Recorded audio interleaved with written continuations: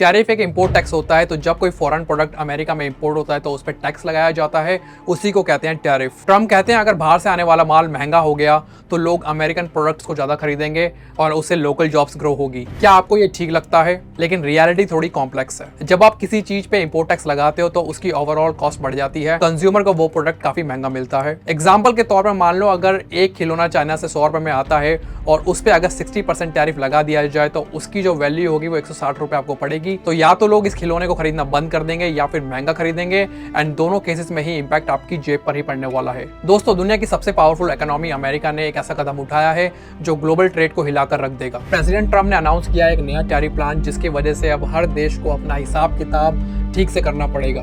तो आज हम ब्रेक डाउन करेंगे ट्रम्प के इस फैसले को, इसका असली मतलब और इंडिया जैसी डेवलप्ड कंट्री पर इसका क्या असर पड़ने वाला है। तो तैयार हो जाओ क्योंकि ये वीडियो आपकी सोच एंड समझ दोनों को बदल देगा। तो क्या है ट्रम्प का नया टैरिफ प्लान?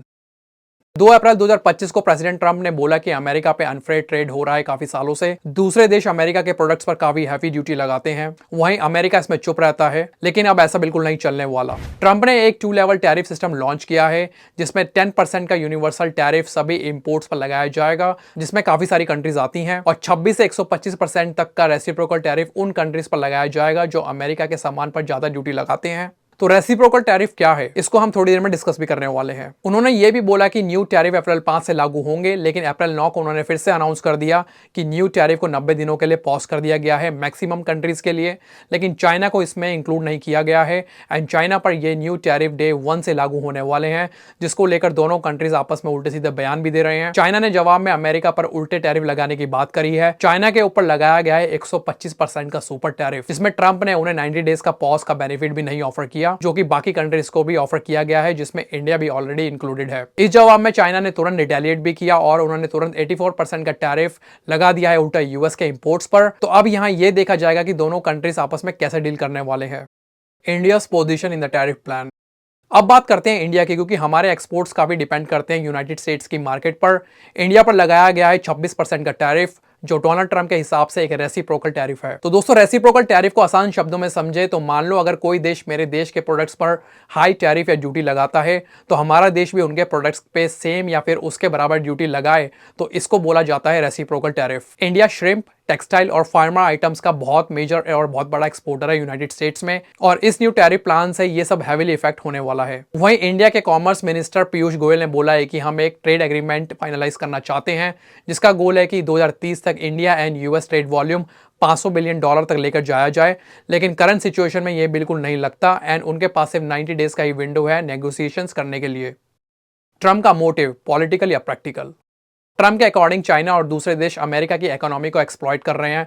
उनके चीप माल से हमारी इंडस्ट्री जो है बंद हो रही है। उनका कहना है अमेरिका फर्स्ट, लेकिन एक्सपर्ट्स कहते हैं ये प्लान पॉलिटिकल है। ट्रम्प को पता है कि अमेरिका में नेशनलिज्म बिकता है।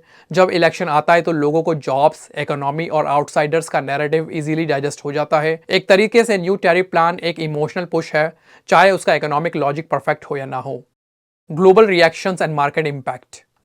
दोस्तों, जब ट्रंप ने न्यू टैरिफ को अनाउंस किया तो ग्लोबल मार्केट में एक ट्रबुलेंस आ गया। डाउ जोन्स में 7.8% का जंप देखा गया, क्योंकि इन्वेस्टर्स ने इसे अमेरिकन बिजनेस के लिए एक प्रोटेक्टिव स्टेप समझा। लेकिन बॉन्ड मार्केट और इंटरनेशनल करेंसी ट्रेड में काफी टेंशन देखने को मिली, खासकर एशियन इकोनॉमी में। Implications for India. चलिए थोड़ा डिटेल में समझते हैं कि इंडिया कौन सी पोजीशन में है।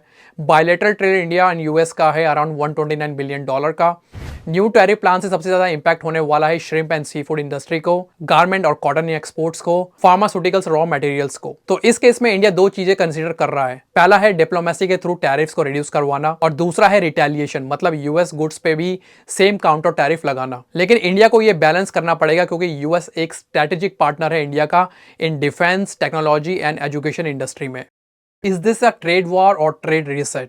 आप सोच रहे होंगे कि ये कोई ट्रेड वार है या फिर ट्रेड करने का एक नया दौर। तो दोस्तों, ये तो बस शुरुआत है। ग्लोबल सप्लाई चेन्स अब शिफ्ट होने लगेंगे। कंट्रीज जैसे वियतनाम, मैक्सिको, ब्राजील एक नए एक्सपोर्टर लीडर्स बनने वाले हैं इस रेस में। यानी ग्लोबल ट्रेड एक नए दौर में जा रहा है, जहां बायलैटरल डील्स ज्यादा देखने को मिलेंगी। तो बायलैटरल ट्रेड या बायलैटरल डील्स का मतलब यह है कि 2 देश अगर आपस में इंपोर्ट एक्सपोर्ट के रूल डिसाइड कर सकते हैं या फिर मिलकर काम कर सकते हैं। पब्लिक पर इसका असर।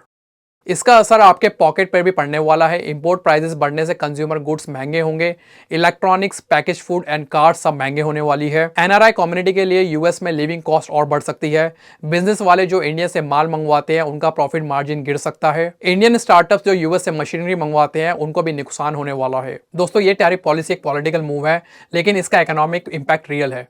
यह देखना होगा कि क्या इंडिया इस 90 डेज की विंडो में कोई स्ट्रेटेजिक डील क्रैक करता है या नहीं। मुझे लगता है कि अगर इंडिया स्मार्टली नेगोशिएट करे तो ये एक अपॉर्चुनिटी भी बन सकती है बेटर फ्यूचर के लिए। तो दोस्तों, आप क्या सोचते हो? क्या ट्रम्प की पॉलिसी सही है या सिर्फ वोट बैंक की एक स्ट्रेटेजी? क्या इंडिया इससे नुकसान उठाएगा या जीतेगा? कमेंट्स में लिखो, लाइक करो अगर वीडियो इन्फॉर्मेटिव लगी हो तो, और चैनल को सब्सक्राइब करना ना भूलना।